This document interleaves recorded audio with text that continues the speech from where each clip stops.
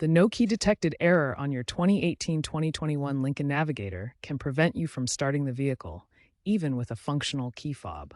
This often occurs due to a dead or weak key fob battery, radio frequency interference, or a temporary glitch in the vehicle's system. First, try replacing the key fob battery with a new, high-quality CR2450 battery.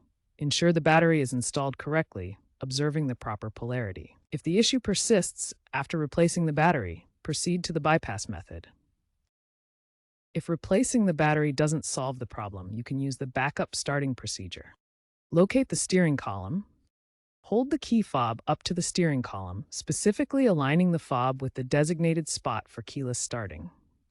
With the fob in place, press the Start-Stop button on the dashboard. Remember, this is a temporary solution.